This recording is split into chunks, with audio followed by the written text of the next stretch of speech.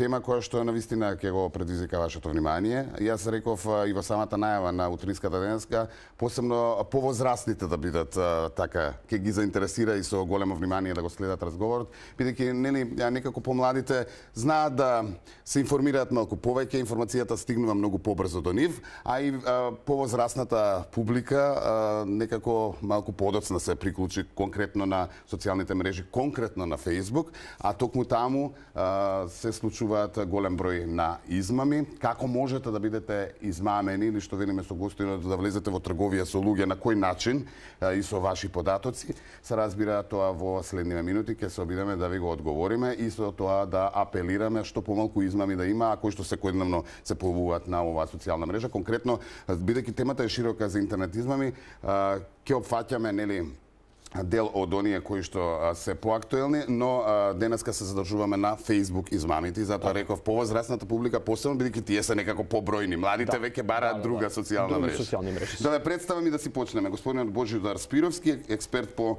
информатичка сигурност. Добре ни дојдовте во утрински. Добре ве најдов и благодарам за поканата. Убаво е да секогаш да се апелира. Ние сме тука во служба на гледачите, нели, и корисниците на социјалните мрежи. И рековме темата е голема, но ајде да почнеме да конкретизираме за социјалната мрежа Facebook. Така. Некако и најбројни се таму корисниците. Дефинитивно најбројни, најголема. Прво најголема социјална мрежа, некои 2,2 милијарди луѓе се корисници на таа социјална мрежа, убедливо најголема. Како што рековте, една огромна тема се измамите на интернет и јас се надевам дека ќе имаме можност да разговараме и за други сценарија, например измами при вработување и така натака со криптовалути, чисто да ги насмееме можеби гледачите, инвестирање во карикатури на мајмуни. Е дел од измамите по интернет. Не се шегувам, тоа е навистина така, познати како Што се може да смисли човечкиот ум? Но затоа друг пат. Да. Денес би сакал да апелирам до сите гледачи да се обидеме да се бориме да не станеме дел од дигиталната трговија со луѓе. Значи еден малку поинаков термин, трговијата со луѓе е многу страшна работа, но се надевам доволно ударна порака да биде запаметена. Тргување со вашиот дигитален живот. И во контекст на сето тоа да поминеме, денеска ќе подискутираме точно за една измама која се случи од петокот до понеделников, буквално свежа, токму како да беше за нашата тема подготвена. Јас ја истражив детално и денеска ќе поминеме низ карактеристиките на таа измама, за да се обидеме да им помогнеме на нашите гледачи. И преку тоа сликовито да подобјасниме. Така, режија подготвени ни се фотографиите и некако ќе се обидеме нели преку овие фотографии, се надам редостојно ќе успееме да го фатиме редот, за да нели таа приказна раскажеме и што всушност сакаме да апелираме и да ви презентираме. Еве вака изгледа, да речеме, одреден пост, конкретно постот кој што бил дел од измамата за која што зборуваме. Така. Ова е кампањата, технички реклама за страна на Facebook која се вика Aldi MK и пријатели and friends, кој не се лажам, и која што ветува ваучер од 10.000 денари на 1000 луѓе кога ќе се отворат продавниците на Aldi MK. При тоа нормално нема ни термин, ни локација, ни кога ќе биде, ни каде ќе биде, но верувајте, чесен пионерски збор, вие ќе добиете 10.000 денари, 1000 луѓе. Груба процена, тоа се некои 150.000 евра само во ваучери. Баш и не сум сигурен дека постои компанија која така ќе ги подели, но добро, вака почна рекламата. И веднаш треба да не биде сомнително, затоа што кој во денешно време толку лесно дава толкава сума на пари на толку многу луѓе, без при тоа да наведе никакви податоци, без при тоа ништо да не направите. И без при тоа ништо да не добие. Така е. А имаше многу вакви кампањи со големи супермаркети кои што доделуваа награди, парични средства и автомобили некои, кога ќе влезете во таков алгоритам нели на Facebook, веќе постојано да исфрла ваков тип на постови. Да, тоа е уште една работа на која што и подоцна ќе се навратам. Криминалците, во овој случај измамниците, немаат лош публицитет. Било кој публицитет е добар публицитет. Дури и да критикувате на таа страна, да ја навредувате таа страна, да кажувате дека е измама, вие сте активни на таа страна, алгоритамот на Facebook тоа го смета, добро, оваа страна е популарна и ние се уште ќе ја промовираме. Не влегувајте во замката, меѓу другото, и да коментирате затоа што секој глас е добар глас за таа страна, за жал.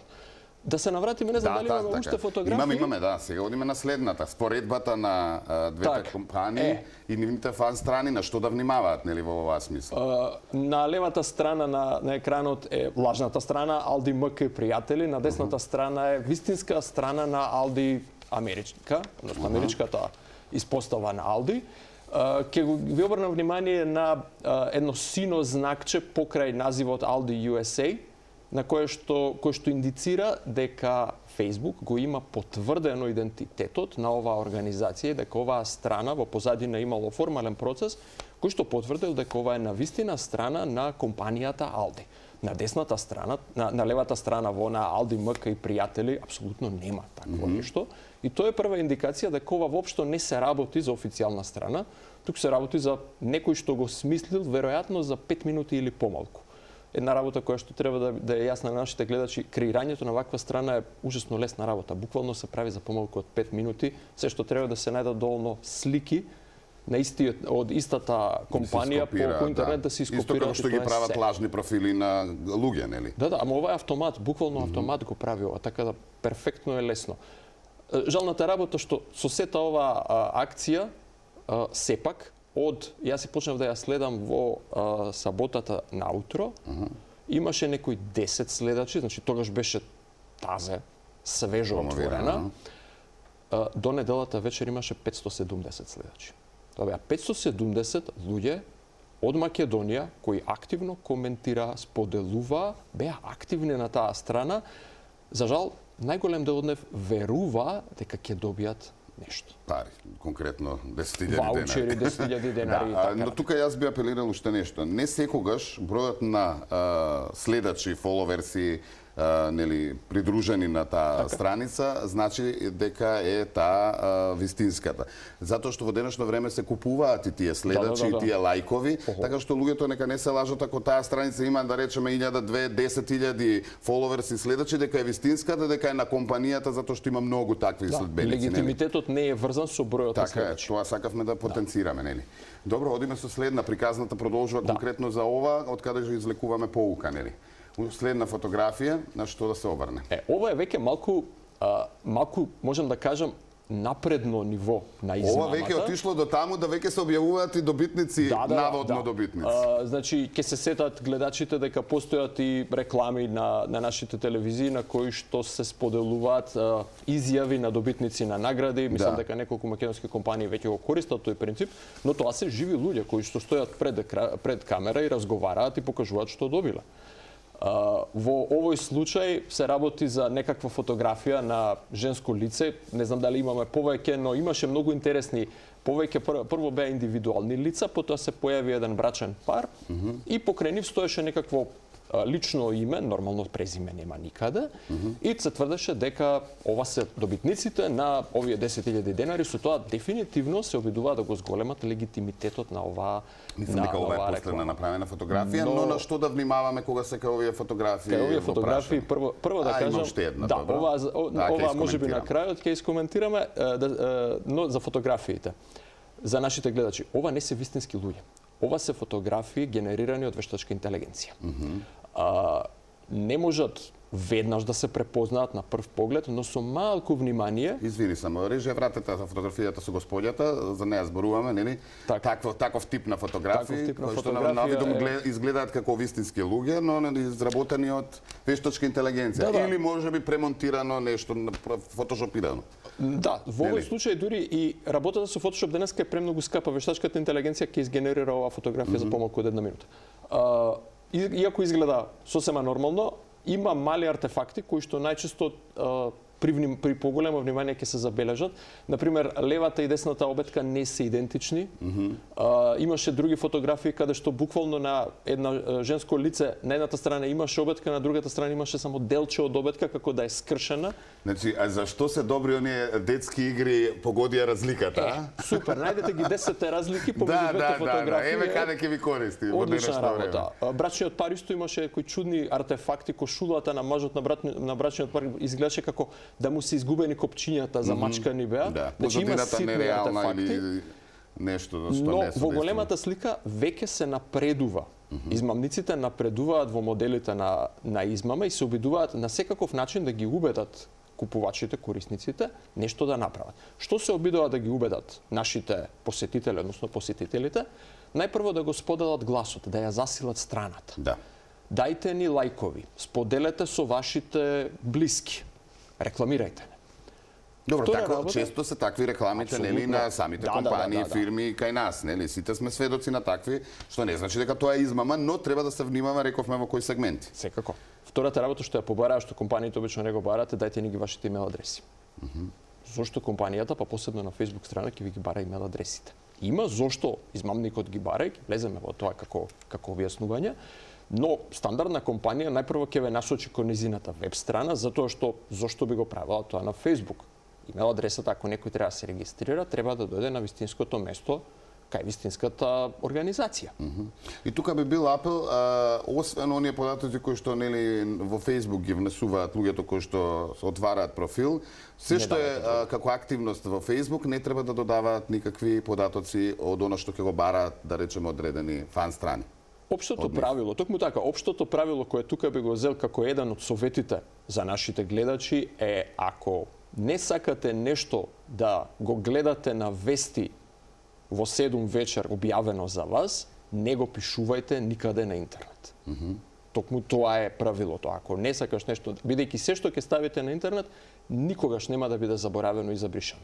Да. Некаков систем некаде ќе го чува, ќе го запамти, ќе направи слика од него, за веки векова ќе остане. Така да не ставајте нешто, дали тоа било имейл адреса, дали тоа било Податоци лични, така е, лична карта не го посебно, ставајте. Да, нели, да, документи тоа- лични, тоа документи веќе не никак- треба да зборуваме. без дискусија, документи, фотографии од документи, броеви на документи, никаква таква Да, информација, ништо. Да. Имавме последна фотографија, Така. уште тоа во контекст на оваа приказна, па потоа ќе се вратиме на другите теми. Последната фотографија всушност е дел од мерките како да се заштитите. И тука ќе направам една аналогија, малку ќе излезам од стандардната технолошка тема, како пример да речам кој што е поблизок до нашите повозрастни гледачи.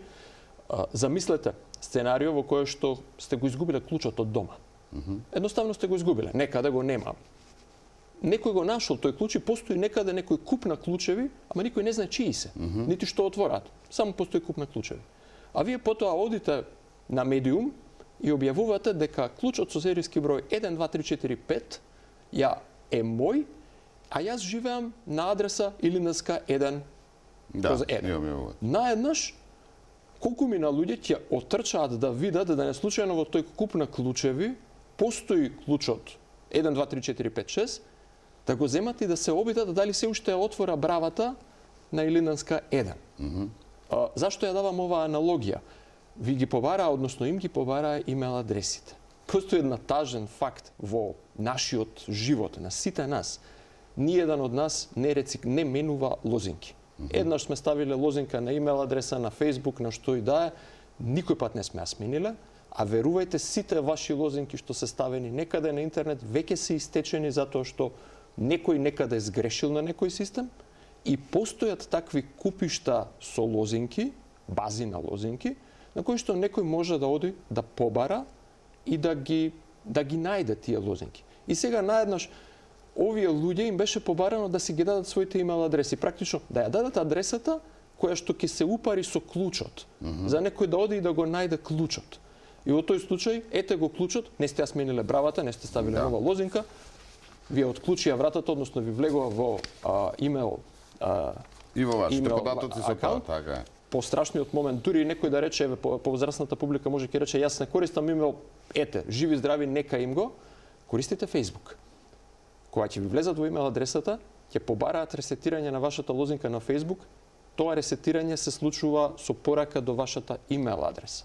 Едноставно со окупирање на вашата имейл адреса, следен чекор е да ви го окупираат Facebook профилот, да ве исклучат надвор од него и потоа или да го продадат, или да го злоупотребат, зашто можеме и понатака да дадеме многу непријатни примери, но примери кои што се надевам ќе ќе ги предизвикаат нашите гледачи да размислат. И би сакал колку можеме нели да го скратиме, ама убаво да го дадеме примерот баш на таа тема, бидејќи колега овде се пожали на тоа и би било убаво. Само уште ова со сликата, бидејќи сликата е важна, сликата е практично препораката ставете втор клуч на бравата.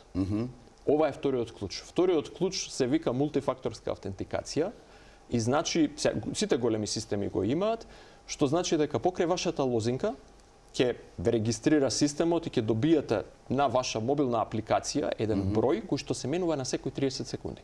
Кога ќе се најавите, треба да внесете корисничко име или имейл адреса, лозинка, која не ја менуваме, па сите страни ја има, но потоа ќе го побара овој 6-цифрен број, да речеме, нели? Кој што се менува на секои 30 секунди.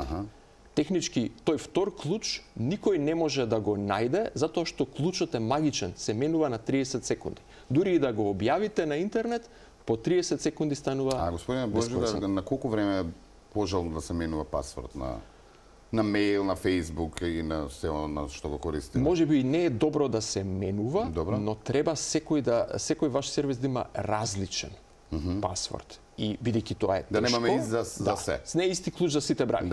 Наместо бидејќи тоа е тешко, она што го препорачувам, ако сакате имајте исти клуч, ако ви е тешко да чувате многу клучеви, но имате втор клуч кој што сам се менува на секои 30 секунди. И овие, како што гледате на сликата, сите оние броеви се различни и цело време ќе бидат различни. И кога сме кај пасвордите, односно нели она што вие си го креирате како пасворд, нека биде малку покомплицирано. Дефинитивно. Нека биде само име или 1, 2, 3, 4, 5 или 6 нули за вас да ви биде поедноставно. Денот на раѓање не ви е добра лозинка, опција, имињата на вашите деца не се добра лозинка, името на вашето домашно милениче не е добра лозинка и така натака. И нека биде покомплицирано. Со мајмунче, тараба, голема, мала буква, нели, сето тоа е потешко да се пробие. Ајде да се навратиме колку можеме на ова. Интересна и таа тема, да речеме, пробивање на Facebook, крадење на Facebook профил. Споменавме на кој начин може да дојде. Многу луѓе се жалат, значи голем е процентот на луѓе на кои што им се украдени, им биле украдени профилите, на кои што имало несоодветна содржина, безобразна, порнографска и така натаму, реклами се користат за се и се што, и на кои што им биле изнудувани пари за да им биде вратен. Има и случаеви такви. Значи уцената, што ќе се случи, ете, не ми е важно. Јас не сум важен на интернет. Многу погрешна работа. Вие не сте важни. Вашиот дигитален идентитет, колку и да не е важен во некоја голема слика на работите, носи профит. Има купувач за него. И ако некој ви го земе, има безброј начини, буквално како трговија со луѓе, да заработи од вашиот дигитален идентитет, да станете дел од дигиталната трговија. Да поедноставиме во денешно македонско време. Апсолутно. Секој гласач е битен на избори, така што и секој профил и податок е битен во интернет светот. Некако така повеќе ќе не разберат. Но практично каде ќе ве заболи? Каде ќе ви чини пари и ако не ви чини пари? Ќе ви го копираат некој профилот. Дали ви вредат фотографиите кои се во него? Вашата, ако да речам, сеќавање на важните работи од вашиот живот, кои што најчесто стојат само на Facebook. Имав колеги кои се, да речем, од помладата генерација, кои велат, па мене се ми е таму. Јас не можам сега да си влезам фотографиите од детето кога било бебе да си ги извадам. Пример, може би боли, може би не, но колку се луѓето може би повозрастни имаат поголеми сеќавања, повеќе ќе ги боли. Има ситуации каде што профилот еднаш окупиран е употребен за да се убедат пријателите да им позајмат пари. И потоа, нормално тие пари одат некаде на некоја банкарска сметка, добар ден, да ми ги вратиш парите, кои пари? Бруката и срамот и објаснувањето дека вие не ги измамивте вашите роднини и пријатели е бескрајно поголема од цената на напор за ресетирање лозинка или чување подобра лозинка, било што. Едноставно, ова е многу лесен начин да ве злоупотребат. Продавањето на вашите профили, праќање на вируси кон вас или праќање во ваше име на вируси или измами на вашите пријатели, исто така многу честа работа. Го спомнавте, препраќање на други кампањи, пирамидални шеми, безброј овакви сценарија кои што директно можеби нема да ги заболи нашите гледачи, но кога лично ќе ве заболи оној личен елемент на исклучен сум од сопственото сеќавање, исклучен сум од сопствените контакти и јас ги навредив, односно мојот профил е злоупотребен за да им наштети директно на моите луѓе, на моите блиски, што е многу честа ситуација. Ви веруваат луѓе, вашите пријатели ви веруваат. Ќе пратите порака и ќе кажете немам 10.000 денари и треба да си купам леб. Ќе ви прати некој. И после ќе дојде и ќе рече што направивте. Па јас не сум добил ништо вако, па јас не сум го видел ова и така натака и така натака. Срамот, непријатноста, Не само тоа, јас обидувањето. споменав и нели неадекватни содржини, безобразни Значи, содржини. тоа е исто така. Кој што ги имаш, а не си свесен на профилот, а луѓето ги гледаат. Посебно ако се работи за лице кој што има некаков повисок медиумски профил. Дали е тоа водител, новинар, лице познато во јавноста, можеби менаџер на компанија. Најнаш ако се истурат такви злонамерни, малициозни, навредливи содржини, расистички содржини, било што, неговиот легитимитет како физичко лице паѓа драматично и е многу тешко, ова се случувало, значи на новинари од светска класа да им влезат на Твитер профилите, да им го направат тоа. Луѓето беа канцелирани, буквално никој не сакаше да разговара со нив. После додека се објасни. Значи, позната е ситуацијата, не знам, се уште не сум следел, македонски новинар, веќе се мачи со години, ако не се лажам, да излезе. Мислам и на минатото гостување го спомнавме тоа како пример, Facebook профилот му е земен, не може да си го врати. И се продаваат криптовалути преку него. Да. Што може да се превземе? Дали можеме да се обратиме за оваа проблематика или едноставно немаме спас? Значи треба малку повеќе да се обезбедиме пред да дојде до... Јас многу би апелирал на превентива. Многу би апелирал на превентива. Значи, тоа не е целта на разговорот. Ако е нешто правило кое што треба да го практикувате, ако е премногу добро да биде вистинито, не е вистинито, лага е. Значи, од тоа дека доаѓа Алди и ви дава 10.000 денари преку било која друга такво ветување, сето тоа е лага. Не наседнувајте, не се вклучувајте во разговорот, тоа е првото правило. Не ги давајте информациите, веќе го спомнавме. Ништо што не сакате да биде за вас видено на вести, не го кажувајте. Да. Ако стасаме до ситуација дека веќе е злоупотребена информацијата, за жал, една лоша вест, немате многу опции за средување на ситуацијата. Јас сум сигурен дека нашите власти, полиција и суд ќе ве слушаат, но не можат многу што да направат, бидејќи се работи за приватна компанија со седиште некаде во Америка. Тие можат формално да се обратат, но една голема јавна тајна за нашите гледачи е дека вие како корисници на Facebook не вредите многу за Facebook, бидејќи вие од вас Facebook не заработува. Facebook заработува од луѓето што рекламираат на Facebook. Да. Вие не сте корисникот на Facebook, вие сте производот што Facebook го продава. Како производ, вие сте еден од 2,2 милијарди производи, вашиот профил е компрометиран, во ред, Facebook има некои автоматски системи кои што ќе се обидат да ви помогнат. Дали се лесни? Не се. Дека се перфектно успешни? Не се. Познавам многу луѓе кои што со месеци се обидуваа нешто да направат, најмногу што постигнаа и тоа еден или двајца да ги избришат профилите, едноставно да ги уништат профилите за да не може некој да ги злоупотреби.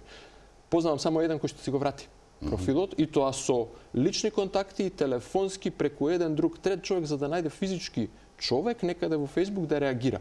Автоматите на Facebook не се направени толку да истрчаат во ваша помош. Да. Самиот Facebook вели, ние не одговараме за содржината што вие ја внесувате там. Ова е социјална мрежа. Yes. Ние ќе направиме се што е во наша моќ да го модерираме како содржина, но модерирање не е гаранција дека ништо лошо нема да се случи. Господине Божитар, ние таман се залетавме, ама времето помина.